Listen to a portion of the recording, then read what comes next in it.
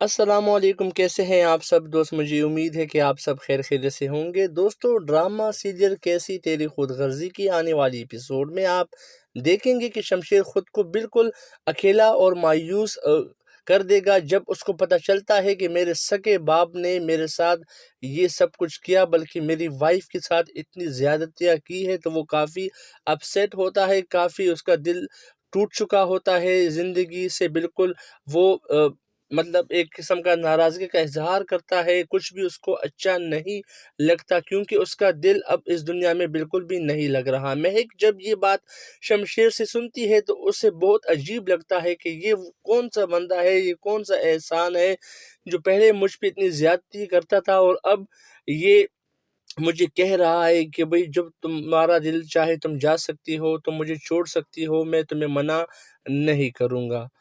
تو مہک بھی اب چھوڑنے کے چکر میں نہیں ہے، مہک بھی اب اس گھر میں جانا چاہتی ہے جو شمشیر نے رینٹ پہ لیا ہوا ہے۔ مہک کا بھی اب دل کرتا ہے کہ آگے کی زندگی ایک ساتھ بتائیں۔